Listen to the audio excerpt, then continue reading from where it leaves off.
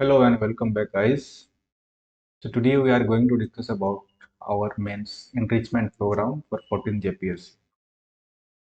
तो जो भी 14 JPSC को टारगेट कर रहे हैं, ठीक है, और क्यों ये दूसरे कोर्स से डिफरेंट होगा और मेरा जो अप्रोच होता है, how will master the art of answer writing, okay, that we are going to discuss. But before that, अभी एक आपका जो क्वेश्चन पूछा था 7 to 10 JPSC में, ओके, उसके बारे में मैं आपको, ठीक है, देखिए ये 40 मार्क्स का क्वेश्चन है.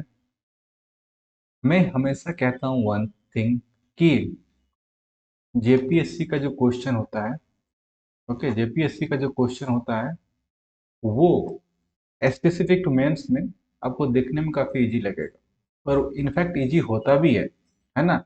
इनफैक्ट इजी होता भी है, कोई इशू ऐसा नहीं होता है. तो आप देख सकते हैं यहाँ पे सिंपल क्वेश्चन क्या पूछा गया है कि व्हाट इज नेशनल इनकम. अब इससे इजी क्वेश्चन क्या हो सकता है.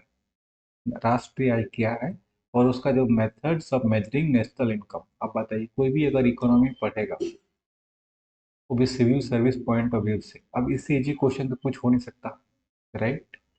सिमिलरली सेकंड क्वेश्चन और मुझे पूछा हुआ है कि right an essay on budget, मतलब बजट में एक निबंध लिखने के लिए बोला है और उसका प्रिंसिपल्स और टाइप्स के बारे में बता देना है, राइट. अब इससे भी सरल कुछ नहीं हो सकता. तो जब क्वेश्चन सरल पूछ रहा है, इजी पूछ रहा है, तो डोंट यू थिंक कि इजी सबके लिए होगा, है ना. आपके लिए तो सिर्फ इजी नहीं है, जितने भी लोग मेंस लिख रहे हैं, राइट, सबके लिए इजी होगा. तो यहाँ पे डिफरेंस क्रिएट कहाँ पे होगा, ना डिफरेंस, क्योंकि सबका सिलेक्शन तो होता नहीं है ना. क्योंकि यहाँ पे ये ना कॉलेज का एग्जाम है, ना ही स्कूल का है, ना ही यूनिवर्सिटी एग्जाम है. कि अच्छा आपने भी लिखा, मैंने भी लिखा, किसी और ने लिखा, सबने अच्छा लिखा, तो सबको 40 में से मान के चलो 30 नंबर दे दिया, 20 नंबर दिया, जितना भी मार्किंग करना है, तो सबको तो नंबर सेम नहीं मिलेगा. इसी में आपको कम ज़्यादा नंबर आपको मिलेगा, है ना. और फॉर एग्जांपल 340 सीट है, ठीक है, एग्जांपल दे रहा हूँ. अब 340 का ही सिलेक्शन होगा और किस बेसिस पे होगा, आपके मार्क्स के बेसिस पे होगा. तो क्वेश्चन इजी है, उससे कोई लेना देना नहीं है, ठीक है. क्वेश्चन टफ है, उससे भी कोई लेना देना नहीं है. आप क्या लिख के आए हो, आपके मार्क्स कितने आए हैं, उससे लेना देना है. तो तो समझ गए. क्वेश्चन कितना भी टफ क्यों ना हो, क्वेश्चन कितना भी इजी क्यों ना हो, कोई मैटर नहीं करता. आपने कितने लिख के आए हैं, आपके कंटेंट में कितना वेटेज है, कितना कंटेंट में आपका दम है, उस पे सारा चीज डिपेंड करता है, राइट. समझ में आ गया. तो मैं आपको सेकंड पार्ट ना और वाला बजट के बारे में थोड़ा बहुत बता देना चाहता हूँ कि आप मार्क्स दूसरे से कैसे डिफ्रेंशिएट कर पाओगे, ठीक है, अलग कैसे कर पाओगे. All right. तो सबसे पहले अगर बात हम करें फ्रेंड्स, तो हम बात करते हैं बजट के बारे में, है ना. तो बजट, और देखो एक क्वेश्चन भी आपसे ऑब्जेक्टिव में उसी साल पूछा था, budget deficit, revenue deficit, primary deficit, physical deficit, इसको मिलाने के लिए. तो यहाँ पे ऑब्जेक्टिव भी क्वेश्चन पूछा है, ऐसा नहीं है. तो ये सब काफ़ी इंपॉर्टेंट टॉपिक हो जाता है और इसको काफ़ी बेसिक से पढ़ने की जरूरत है, ओके. सबसे पहले हम अगर यूनियन बजट की बात करते हैं, तो आपका आंसर में सबसे पहले बेसिक जो, जब बजट के बारे में ऐसे पूछा गया है ना, तो ऐसे ऐसा होना चाहिए, ऐसा नहीं होना चाहिए जैसे कि आप स्कूल में लिखते थे गाय के बारे में निबंध लिखो, है ना, ठीक है. तो आप क्या करते थे, निबंध लिखते थे. तो क्या सेम आपका अप्रोच यहाँ पे काम करेगा, बिल्कुल नहीं, ठीक है. यहाँ पे आपका जो डायमेंशन होगा as a administrator, civil servant, aspirant, okay. तो निबंध तो ऐसे क्वेश्चन देख के सबको ऐसा लगेगा कि भाई ये तो क्वेश्चन है बजट के बारे में लिखने के लिए बोला है. और बजट तो हमने जब से सिविल सर्विस का तैयारी शुरू किया तब से हम बजट पढ़ ही रहे हैं, इकोनॉमी में भी पढ़ रहे हैं, पॉलिटी में भी पढ़ रहे हैं, तो ये मुझे आता है. लेकिन जो मैं अभी बताने जा रहा हूँ, क्या आपने उस दिशा में सोचा, क्या आपने ये लिखा. जब तक ऐसे नहीं लिखोगे तब तक आपका 14 जेपीएससी भी आपका हाथ से चला जाएगा, ठीक है. 14 जेपीएससी भी आपका हाथ से चला जाएगा. फॉर एग्जाम्पल, अगर हम यूनियन बजट की बात करते हैं तो आपका इंट्रोडक्शन क्या होना चाहिए, बताइए. क्या लिखते हो इंट्रोडक्शन पे, आपका क्या क्या पॉइंट होना चाहिए. सिंपल सी बात है, जब हम बजट की बात करते हैं तो दो दो चीज़ यहाँ पे हम लिखते हैं बजट में, राइट। सबसे पहले इसको इरेज करें फिर ताकि हमको स्पेस मिल जाएगा। तो जब हम बजट की बात करते हैं यूनियन बजट, तो यूनियन बजट में हमको नहीं लगता कि दो चीज़ हमको लिखने की जरूरत होती है, एक एनुअल फाइनेंशियल स्टेटमेंट और एनुअल फाइनेंशियल प्लान। ये दो टर्म होता है ना, एनुअल फाइनेंशियल स्टेटमेंट और एनुअल फाइनेंशियल प्लान। और ये एनुअल फाइनेंशियल मतलब पूरा एनुअली जितना भी फाइनेंस का चीज होगा, किसका, यूनियन गवर्नमेंट का और गवर्नमेंट ऑफ इंडिया का, है ना, उसको प्लान करेगा। That is what called annual financial plan. है ना, गवर्नमेंट ऑफ इंडिया क्या करती है, प्लान करेगी। और बजट में क्या होता है, दो ही चीज होगा गवर्नमेंट में, कि गवर्नमेंट का रिसिप्ट मतलब प्राप्ति, ठीक है, और एक्सपेंडिचर मतलब व्यय या तो खर्चा, सिंपल बोलो खर्चा, ऐसा सिंपल सोचो कि कमाई और खर्चा। ओके, गवर्नमेंट का कमाई का जरिया क्या होगा, कितना होगा, सेम एक्सपेंडिचर का जरिया क्या होगा, कितना होगा, राइट। तो ये चीज है, उसको हम लोग क्या बोलते हैं।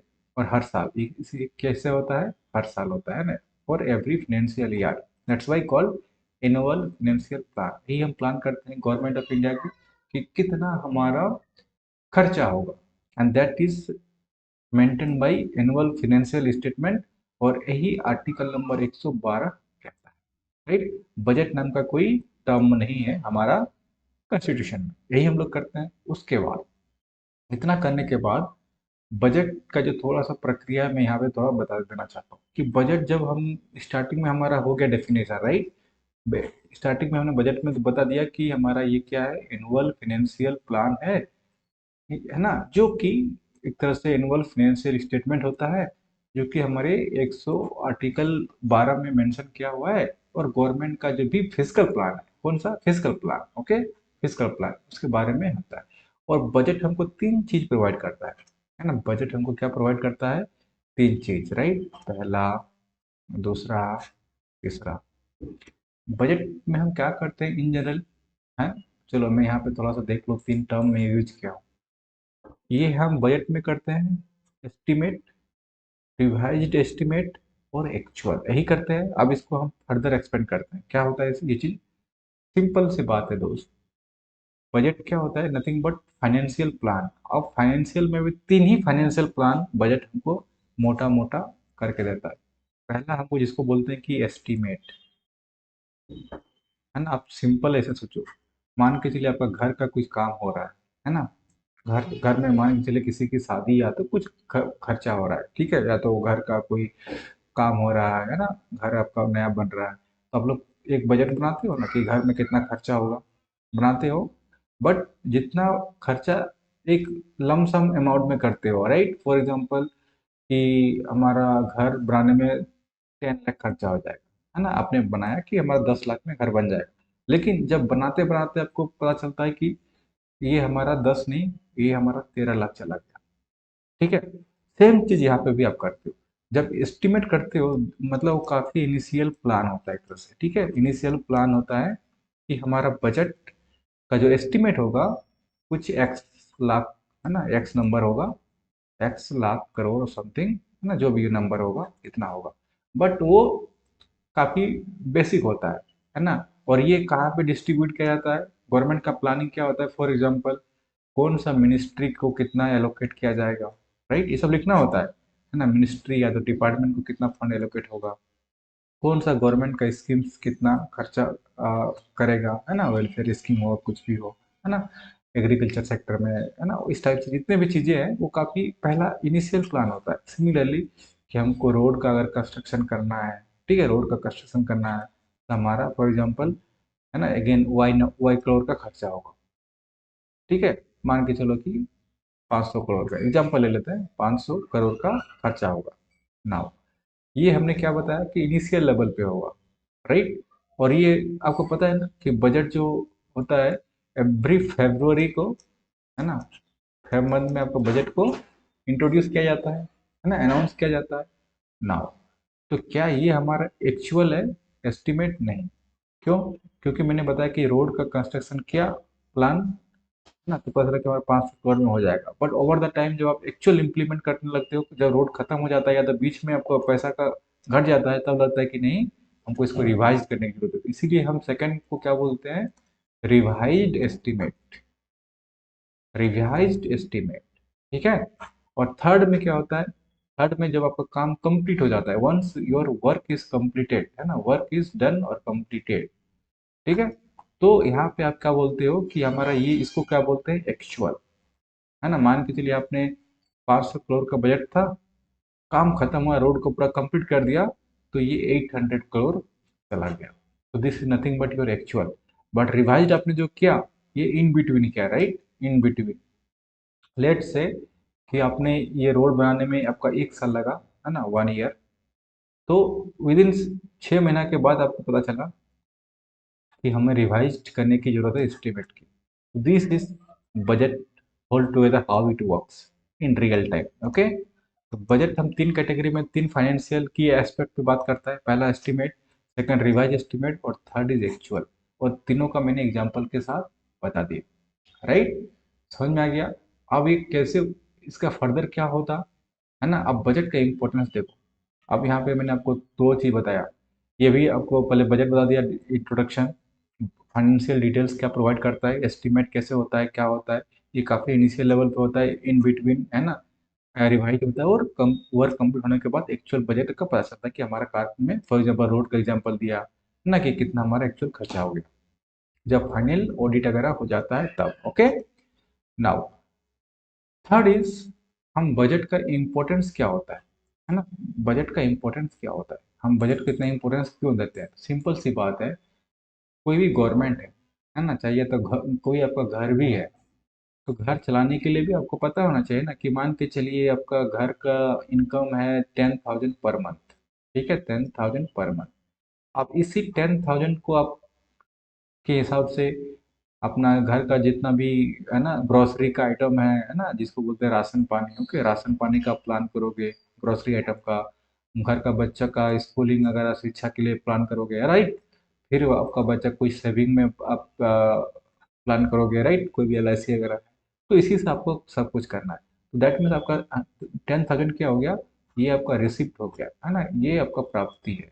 अब इसको खर्चा कहाँ पे करना है, दैट इज एक्सपेंडिचर, राशन पानी में कितना, बच्चों का पढ़ाई पे कितना, सेविंग कितना, मेडिकल में कितना खर्चा, राइट।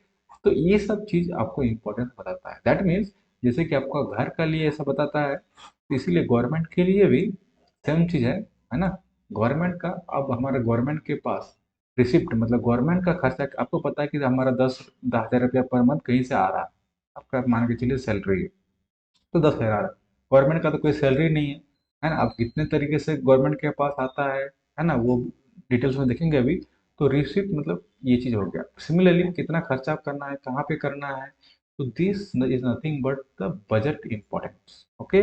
और इससे क्या होता है, जब हम दोनों चीज को माइनस कर देंगे, मान के चलिए आपका खर्चा हो गया, यहीं पे एग्जांपल ले लो कि 10,000 आपका खर्चा हो, मतलब इनकम था, प्राप्ति था, और मिला जुला के आपका 12,000 पर मंथ खर्चा हो रहा है, एग्जाम्पल दे रहे हैं। तो आप क्या कर रहे हो, ये आपका हो गया एक्सपेंडिचर। तो अब हम एक्सपेंडिचर में अगर हम रिसिप्ट को घटा दें, है ना, एक्सपेंडिचर माइनस रिसिप्ट, तो हमारा क्या निकल के आ जाएगा, आपका घाटा, मतलब डेफिसिट, यही निकल के आ जाएगा। तो सेम चीज यहाँ पे गवर्नमेंट का मान के चलिए अगर निकालोगे तो डेफिसिट हो गया, तो इसका मतलब क्या हुआ, घाटा से हमको क्या पता चलता है, या तो टोटल जो प्लस माइनस करते हो, तो यहाँ से एक कॉन्सेप्ट निकल के आता है कि जो कंट्री है, आपका देश है या तो घर है, कि हाल, घर घर आपका घर का जो आर्थिक हालत है वो कैसा है, आप कितना नेगेटिव में हो, कितना आपका घर पे कर्जा है, तो इसको क्या बोलते हैं कि फिजिकल हेल्थ, आर्थिक स्वास्थ्य, ठीक, क्या है ना। और जितना घाटा में जाओगे तो आप इसको इकोनॉमिक प्लानिंग सही से कर नहीं पाओगे, है ना। तो ये हमको क्या देता है, बजट का इम्पोर्टेंस क्या होता है, कि ये हमें, आपको बताता है क्लियर पिक्चर, है ना, क्लियर पिक्चर, कि हमें क्या करना है, इकोनॉमिक प्लान कैसे करना है। फॉर एग्जांपल मैंने आपको बताया यहाँ पे, है ना, क्या इकोनॉमिक प्लानिंग करना है, मतलब अच्छा हटा दिया क्या उसको, इकोनॉमिक प्लानिंग मतलब कि हमें, फॉर एग्जांपल कहाँ पे तो लिखा था, रुक जाओ, हाँ यहाँ पे, कि इनिशियल प्लान में बताया ना कि कितना, कौन सा मिनिस्ट्री को कितना फंड एलोकेशन किया जाएगा, कौन सा स्कीम में किया जाएगा, राइट। और रोड कंस्ट्रक्शन एग्जांपल बता दिया, कोई डैम कंस्ट्रक्शन होगा, कहीं कहीं कुछ और होगा, तो अगर आप जितना घाटा में रहोगे तो ये सब, और इसका क्या होगा, इम्पैक्ट खराब होगा, मतलब आप प्लान नहीं कर पाओगे, राइट। तो इसीलिए हमारा क्लियर पिक्चर देने के लिए ये सब हमारा बजट काम करता है। और बजट का उसके बाद हम देख लेंगे बजट का पार्ट। तो बजट का पार्ट दो पार्ट होता है। तो देखिए ये सब हम डिटेल्स में नहीं जाएंगे, ये सब डिटेल्स आपको लगभग लगभग हर जगह मिल जाएगा। ये स्टैटिक है ना, कि रेवेन्यू बजट क्या होता है, कैपिटल बजट क्या होता है ना। उसमें फिर आपका रेवेन्यू रिसिप्ट, रेवेन्यू एक्सपेंडिचर, फिर कैपिटल भी, कैपिटल एक्सपेंडिचर, कैपिटल आपका रिसिप्ट, उस पर हम नहीं जाएंगे, है ना। हम, मेरा काम ये है कि हम दूसरे से अलग कैसे लिख सकते हैं, राइट। सबसे पहले एक चीज बताओ, है ना। यहाँ पे देखो, कुछ कॉन्स्टिट्यूशन का हमको प्रोविजन देना पड़ेगा, है ना। एनुअल फाइनेंशियल स्टेटमेंट, एएफएस मैंने बताया कहाँ पे दिया है, 112 में दिया है। और फाइनेंस बिल, मनी बिल हम पढ़ते हैं ना, तो 110 आर्टिकल नंबर, ठीक है, ये तो हमको पता होता है।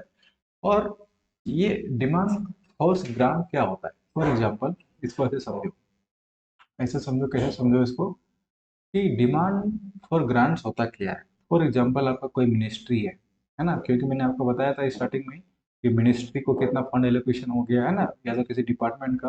तो फॉर एग्जांपल किसी मिनिस्ट्री ने रिक्वेस्ट कर दिया, है ना, कि बजट के लिए कि मुझे मुझे चाहिए एक्स्ट्रा मनी, ठीक है, मनी चाहिए मुझे। किसी मिनिस्ट्री या तो डिपार्टमेंट का आ गया, फॉर एग्जांपल मान के चलो कि मिनिस्ट्री ऑफ हेल्थ, है ना, मिनिस्ट्री ऑफ हेल्थ से आ गया, या तो मिनिस्ट्री, कोई सा मिनिस्ट्री का आ गया, रूरल डेवलपमेंट का आ गया फॉर एग्जांपल।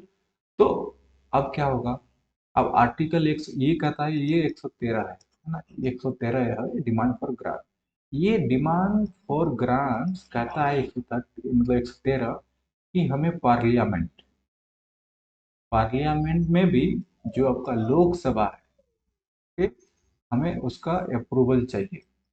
और यहीं से कॉन्सेप्ट आता है आपका कंसोलिडेट फंड ऑफ इंडिया, ठीक है। अगर आपका कंसोलिडेट फंड, और उसमें से भी एक और कॉन्सेप्ट आता है appropriation bill, appropriation bill, okay. तो कहने का मतलब मेरा ये मकसद नहीं है कि मैं आपको उसका आंसर लिख के बताऊं, मैं ये बताने की कोशिश कर रहा हूँ इस क्वेश्चन का डायमेंशन क्या होना चाहिए, है ना। क्योंकि नंबर देखा 40 मार्क्स का है। अब 40 मार्क्स को प्राप्ति के लिए आपका डायमेंशन और किस टाइप से अप्रोच करोगे। सबसे पहले मैंने आपको अप्रोच बता दिया कि बजट क्या होता, क्या है, बजट का स्टेजेस क्या क्या होते हैं, राइट। उसके बाद मैंने आपको बता दिया कि कॉन्स्टिट्यूशनल प्रोविजन क्या है ना। फिर आपका, आप ये भी लिख सकते हो, है ना, बजट का जो, बजट जो होता है कैसे इंट्रोड्यूस होता है लोकसभा में, ठीक है, मतलब पार्लियामेंट में, ओके। और उसके बजट के स्टेजेस क्या क्या होते हैं वो भी लिख सकते हो, ठीक है। मैं अभी उस पर नहीं जा रहा हूँ क्योंकि स्टेटिक ऑलमोस्ट सब लिखेगा। तो अब ग्रांट्स पर बिल आ गया, इतना चीज हमने बता दिया। अब यहाँ पे जैसे फॉर एग्जांपल अप्रोप्रिएशन बिल कब आती है, मैंने बता दिया कि जो डीजी है ना, डिमांड्स फॉर ग्रांट्स, मैंने बताया कि ये मिनिस्ट्री क्या करेगा, डिमांड करेगा, है ना, इसलिए बोले डिमांड। मतलब एक तरह से आपको ग्रांट देने की जरूरत है पार्लियामेंट को। मान के चलो ये अप्रूव हो जाती है, ठीक है। तो अप्रूव होने के बाद इसी बिल को इंट्रोड्यूस किया जाता है, इसको अप्रोप्रिएशन बिल को इंट्रोड्यूस किया जाता है, okay. Once the demand for grant is accepted और अप्रूव, उसके बाद पिक्चर में आ जाता है अप्रोप्रिएशन बिल, ओके। मतलब ओके, अप्रूव होने के बाद कंसोलिडेटेड फंड ऑफ इंडिया, उसके बाद जो अप्रोप्रिएशन बिल है, that means consolidated fund of India, okay. ये कंसोलिडेटेड फंड ऑफ इंडिया जो कि आपका आर्टिकल नंबर 114 है, वो अलाउ करती है कि आप विथड्रॉ कर सकते हो अमाउंट, ओके। इतना बेसिक समझ में आ गया, बेसिक समझ में आ गया।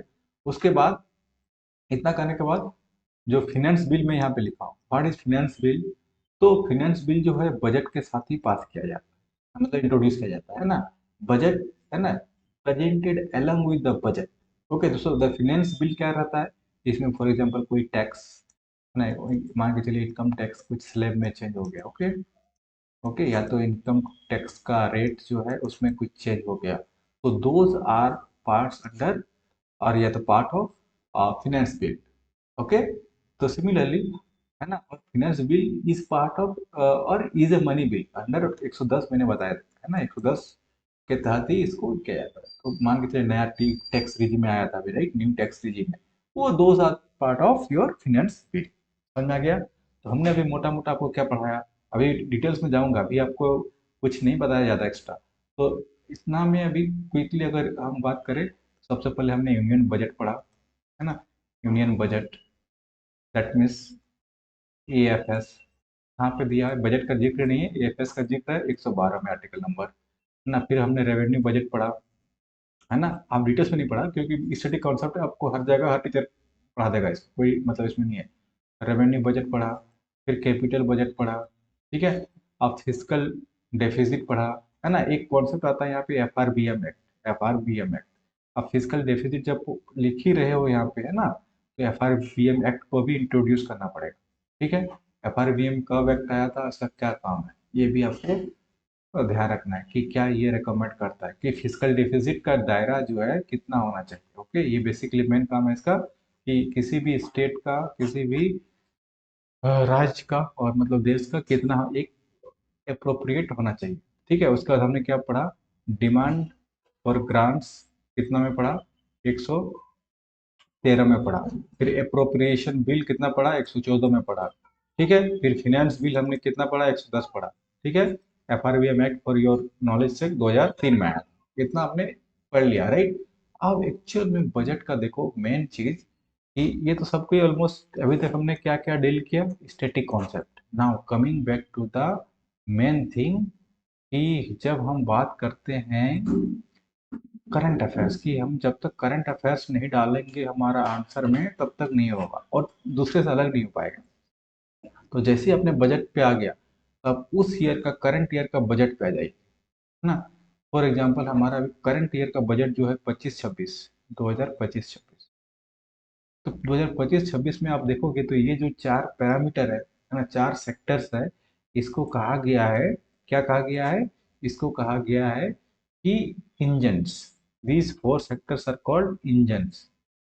ओके, इंजन्स और ड्राइवर ऑफ द इकोनॉमी, क्या बोला गया है, ड्राइवर्स ऑफ द इकोनॉमी। कौन सा, agriculture sector, MSME sector, okay, investment and export, इसको। तो ये आपका होना चाहिए, और ये चारों मिलके एक टर्म यूज किया गया है कि जब तक ये सब हमारा सही से वर्क टुगेदर नहीं करेगा, परफॉर्म नहीं करेगा, तो हम जो विकसित भारत है, विकसित भारत की कल्पना जो हम कर रहे हैं, that is not going to happen. Okay, and ये सब से हमको क्या मिलेगा, इंक्लूसिविटी, इंक्लूसिविटी, है ना, समावेशी। ओके, तो inclusivity plus these all sector needs some reforms, and reforms will be the fuel of the Indian economy or growth, fuel of growth, है ना, ग्रोथ के लिए ईंधन जैसा काम करेगा। ओके, कि हमें अब रिफॉर्म करने की जरूरत है इस सब में। अब इतना आपने कर दिया, करंट ईयर का आपने दे दिया कि हमारा जो फाइनेंस मिनिस्टर है निर्मला सीतारमण, उन्होंने इस बजट में चार सेक्टर को इंजन कहा है, क्या कहा है, इंजन। ओके, और चारों सेक्टर का मेंशन करके अब एक एक करके थोड़ा थोड़ा आपको डेटा देना है, कि हमारा जो एग्रीकल्चर सेक्टर है, एग्रीकल्चर सेक्टर क्या है, कि हमारा मतलब जो 60% का जो पॉपुलेशन, मतलब इंडिया का 60% जो पॉपुलेशन है, एक तरह से सपोर्ट करता है एग्रीकल्चर सेक्टर, ठीक है। और इसी को क्या कहा जाता है कि बैकबोन, है ना, backbone of Indian rural economy, ठीक है। और बजट में अब फिर आपको ये भी देखना पड़ेगा कि एग्रीकल्चर से रिलेटेड क्या क्या स्कीम्स लाए गए। फॉर एग्जांपल अभी मैं थोड़ा बता दूं, तो बिहार में मखाना बोर्ड, है ना, बिहार में मखाना बोर्ड की इस बार घोषणा किया गया है, राइट, मखाना बोर्ड। ओके, और भी बहुत सारे दाल से रिलेटेड, पल्सेस से रिलेटेड स्कीम्स लाए गए हैं, है ना। फॉर एग्जांपल पल्स मिशन, उस नाम क्या है मिशन का नाम, पल्स मिशन, दाल का नाम जो है पल्स मिशन, जिसमें से 6 साल में के लिए 1,000 करोड़ का बजट है ना, जिसमें से कि 3 पल्सेस के लिए खास तो ध्यान दिया गया है ना, और आत्मनिर्भर बनने की बात कही गई है पल्स में, सेल्फ रिलायंस, सेल्फ सफिशिएंट और self reliance. Okay, self sufficient, okay, जिसमें से भी जो तूर का दाल है ना, अरहर जिसको बोलते हैं ना, फिर उड़द, है ना, और मसूर, तीन दाल का जिक्र किया गया है। ओके, तो ये सब आपको लिखना पड़ेगा। मखाना बोर्ड मैंने बिहार के लिए बोल दिया, राइट। उसके बाद रिसर्च इंस्टीट्यूट मतलब जो national mission on high yield seeds का है उसके बारे में जिक्र किया गया है ना, कि हम 100 जो न्यू वैरायटी है सीड्स का, बीज का, है ना, सीड्स, उसमें हम डेवलप करेंगे, है ना। तो ये सब चीज़ें हैं और भी बहुत सारी चीज़ें हैं, मैं बता दे रहा हूँ कि किस टाइप से हम चीज़ों को लिंक कर सकते हैं। ठीक है, एमएसएमई सेक्टर, एमएसएमई सेक्टर क्या है ना, जो आपका micro small and medium enterprises है, राइट। ये क्या करता है, एमएसएमई सेक्टर क्या है, micro small and medium enterprises, ये इंडिया का सबसे ज़्यादा जो एम्प्लॉयमेंट रोजगार देने वाला सेक्टर है। ओके, तो इस पे हमें फोकस करना पड़ेगा और प्रमोट करना पड़ेगा, है ना, इंटरप्रेन्योरशिप। फिर हमको इसको ज़्यादा से ज़्यादा क्रेडिट, टेक्नोलॉजी और मार्केट के साथ जुड़ना पड़ेगा, राइट। इन्वेस्टमेंट, तीसरा है इन्वेस्टमेंट। इन्वेस्टमेंट करेंगे, चाहे पब्लिक के साथ करें चाहे प्राइवेट, पीपीपी जिसको बोलते हैं ना, पब्लिक प्राइवेट ना मोड, पीपीपी मोड। तो उससे क्या होता है कि जॉब क्रिएशन भी होगा, इंडस्ट्रियल ग्रोथ भी होगा। And fourth is export, export करेंगे हम कहाँ पे, फॉरेन पे, है ना। तो उससे क्या होगा, हमारा फॉरेन रिजर्व बढ़ेगा, फॉरेक्स, राइट। तो मोटा मोटा अगर हम बात करें यहाँ पे, तो हमने क्या देखा है यहाँ पे कि हम एग्रीकल्चर को प्रमोट करेंगे तो कोई इसको हटाते हैं, राइट। एग्रीकल्चर को अगर हम प्रमोट करेंगे तो हमारा क्या होगा, एम्पावरिंग फार्मर्स, है ना। हम किसको एम्पावर करेंगे, फार्मर्स को, राइट। एमएसएमई में क्या होगा, तो हमको boosting small industries, right, small businesses और स्मॉल इंडस्ट्रीज, है ना, इसको हमको बूस्ट मिलेगा। इन्वेस्टमेंट से क्या होगा, हमारा क्या हो जाएगा, एट्रैक्टिव इन्वेस्टमेंट से हमको क्या होगा, रोजगार बढ़ेगा, ठीक है। और एक्सपोर्ट से क्या हो जाएगा, हमारा फॉरेक्स बढ़ेगा, राइट। ये सब हमको लिखने की जरूरत है। उसके बाद थोड़ा बहुत आपको ये भी देना है कि गवर्नमेंट का की जो एक्सपेंडिचर है और गवर्नमेंट का रिसिप्ट है, कौन सा सेक्टर से मोटा मोटा अगर आप देखोगे, है ना, कि गवर्नमेंट का जैसा रिसिप्ट, बोरोइंग से कितना, लाइबिलिटी से कितना, इनकम टैक्स से, जीएसटी से, कॉर्पोरेशन टैक्स, है ना, excise duty, custom duty and this one. Similarly आपका खर्चा कहाँ पे होगा, इंटरेस्ट पेमेंट पे कितना होगा, है ना, स्टेट का शेयर पे कितना जाएगा, पेंशन रिस्क, है ना, ये सब पूरा याद नहीं रखना, बट एटलीस्ट आपको ये पता होना चाहिए टर्म्स ऑफ एक्चुअल डेटा कितना होगा, नहीं।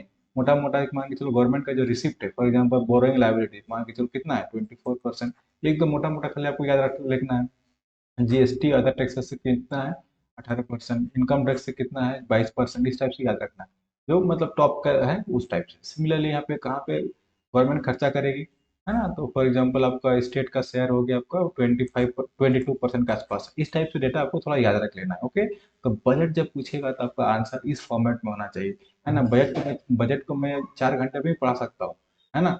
तो अभी मेरा वो ये नहीं मकसद है कि आपको 4 घंटा में पढ़ाऊँ, है ना। तो फॉर एग्जांपल और बात करें इस बार एमएसएमई के सेक्टर का भी क्या हुआ है ना, एमएसएमई सेक्टर का भी जो चेंज हो गया इन्वेस्टमेंट में, माइक्रो का डेफिनेशन चेंज हो गया है, ठीक है। स्मॉल का चेंज हो गया है एंड माइक्रो मीडियम का भी चेंज हो गया है, ठीक है। वो भी आपको यहाँ पे डेटा कोड करना है कि पहले लिमिट कितना था, अभी लिमिट कितना हो गया, टर्नओवर, ओके। तो बजट का मतलब इस टाइप का चीजें आपको पढ़ने की जरूरत होती है, राइट। ओके, और क्या क्या हो सकता है ना, और क्या क्या हो सकता है, और क्या बताओ। तो आप यहाँ से एफडीआई का, इन्वेस्टमेंट में एफडीआई का भी डेटा को कोड कर सकते हो, राइट। एफडीआई को भी लिखो, है ना, फिर पीपीपी को लिखो। तो बहुत सारी चीजें हैं लिखने के लिए, तो क्या मतलब और अगर सिर्फ एफडीआई लिख रहे हो तो सिर्फ डेटा भी देना पड़ेगा ना, कि हमारा एफडीआई का जो है कितना लिमिट बजट में प्रावधान है। तो आपको लिखना होगा कि इंश्योरेंस सेक्टर में, है ना, इंश्योरेंस जो है आपका 74% से बढ़ा के 100% कर दिया गया, ठीक है। अब सारे जो ग्लोबल प्लेयर भी हमारे इंश्योरेंस सेक्टर में आके कर सकते हैं, ठीक है। तो ये सब चीजें हैं कि आपको जब बजट अगर आप मतलब कोई भी टॉपिक पढ़ते हो तो करंट अफेयर से लिंक करना ही पड़ेगा, ठीक है, समझ में आ गया। तो और भी जैसे की है कि मतलब चीजें हैं, और ये सब चीजें आपको और भी थोड़ा सा डिस्क्राइब करना है, थियरी तो कर सकते हो कि बजट का पार्ट क्या होता है ना, कितने टाइप से ये वर्क करता है, और ये क्या होता है, ये सब चीजें मैंने भी बताया ना, क्योंकि थियरी है, मुझे लगता है कि आपको सबको पता होता होगा ये सब, राइट। तो उस पर मैं आपको टाइम नहीं ये कर रहा हूँ, ठीक है। फिर आपका अगर हम देखें तो टैक्स से रिलेटेड आपको ज़्यादा लिखना होता है कि टैक्स कट करने से क्या फ़ायदा होता है, राइट। मिडिल क्लास को क्या मिलेगा, तो ये सब these are the part of the budgets, है ना। समझ रहे हो सब। बजट में बहुत सारे लिखने के लिए बहुत सारी चीज़ें हैं, बहुत सारी चीज़ें लिख सकते हो, राइट। तो सिमिलरली आप अम, जैसे कि आप 100% बता दिया कि इंश्योरेंस सेक्टर में 100% एफडीआई, एफडीआई से क्या होगा, ज़्यादा बूस्ट मिलेगा, इनोवेशन होगा, राइट। और क्या हो सकता है, और क्या हो सकता है, अ, हाँ, एक कॉन्सेप्ट और निकल के आ गया यहाँ पे, भारत ट्रेड नेट, जिसको हम लोग बोलते हैं BTN। अब भारत ट्रेड नेट ये क्या है, ये एक डिजिटल प्लेटफॉर्म है। जितने भी यहाँ पे मैंने यहाँ बताया ना एक कॉन्सेप्ट, यहाँ पे एक सेकंड इसको हटाओ, यहाँ पे हटाओ। अभी क्या हुआ, यहाँ पे जो एक्सपोर्ट लिखा, राइट।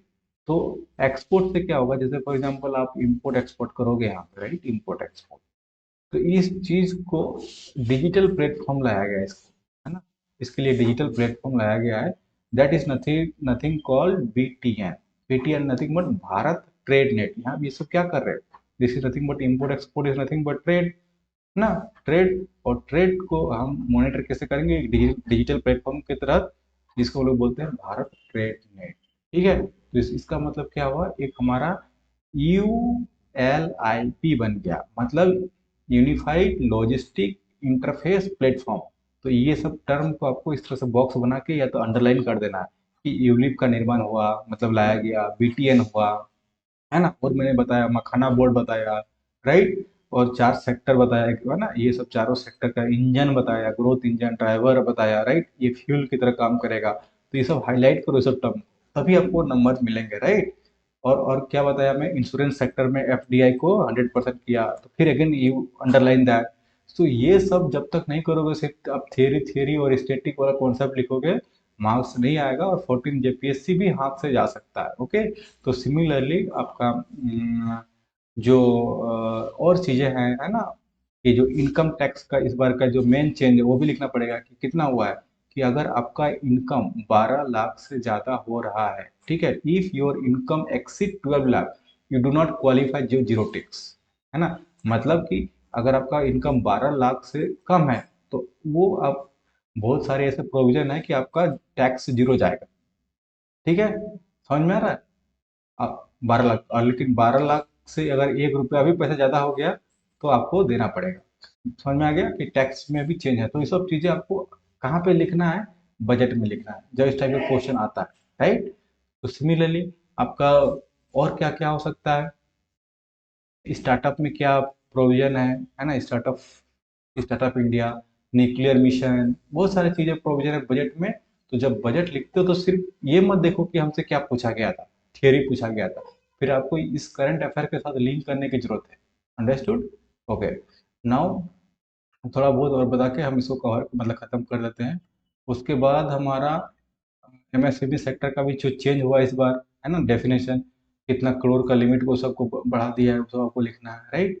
उसके बाद हमारा फार्मर का लिमिट के, किसान की यहाँ पे बताया ना, किसान को क्या क्या स्कीम्स, फार्मर का लिमिट को बढ़ाया गया, कॉटन प्रोडक्टिविटी को बढ़ाया गया, है ना, ग्रामीण क्रेडिट स्कोर को बढ़ाया गया, सेल्फ हेल्प ग्रुप्स के बारे में, राइट। फिर आपका जो नया यूरिया प्लांट बनाया गया है, ठीक है, कहाँ पे, आसाम में, ओके। तो फर्टिलाइजर को भी, मतलब बहुत सारी चीजें हैं कहने का मतलब। तो सिर्फ सिर्फ अब जब देखते हो बजट ना, सिर्फ ये मत देखो कि हमसे पूछा क्या गया है, राइट एन ऐसे on budget, explain principles and types of budget. ये तो मुझे लगता है कि अगर सिर्फ स्टैटिक कॉन्सेप्ट लिखेंगे तो 2 पेज में सब कुछ हो जाएगा, राइट। और बट आपको मार्क्स देगी 40 मार्क्स, तो सारा चीज आपको लिखना पड़ेगा यहाँ पे, कि बजट कैसे इंट्रोड्यूस होता है पार्लियामेंट में, कैसे क्या होता है, मैंने बताया अभी। बजट एस्टिमेट, बजट क्या होता है, रिवाइज एस्टिमेट क्या होता है, एक्चुअल बजट क्या होता है, राइट। इस टाइप की पूरा चीज़ें। फिर आपको मैंने ये भी बताया कि कौन सा, है ना, ये सब 112 क्या है, 113 क्या है, 110 क्या है, 114 क्या है ना, पूरा चीज़ आपको लिखना पड़ेगा। तो जिसको भी इस टाइप का प्रैक्टिकल इम्प्लीमेंटेशन, है ना, और करंट अफेयर, प्रैक्टिकल इम्प्लीमेंटेशन मतलब कैसे daily, day to day real time में वर्क करता है, जब तक इस लेवल का आपका नॉलेज नहीं होगा करंट अफेयर्स का, है ना, थियरी सिर्फ पढ़ के और स्टैटिक कॉन्सेप्ट पढ़ के आपका सिविल सर्विस, कोई भी सिविल सर्विस एग्जामिनेशन आपका क्रैक नहीं होगा, राइट। तो 14 जेपीएससी भी आपका जा सकता है अगर आप इस डेप्थ में नहीं पढ़ेंगे, क्योंकि देखिए सिविल सर्विस में आपका सीटें काफ़ी कम होता है ना, और क्राउड काफ़ी होता है, और सब आपका जो जिसका एजुकेशन बैकग्राउंड अच्छा होता है ना, वो सब ज़्यादा क्रैक करता है ना। कोई डीयू से पढ़ा होगा, कोई बीआईटी मेसरा का पढ़ा होगा, राइट।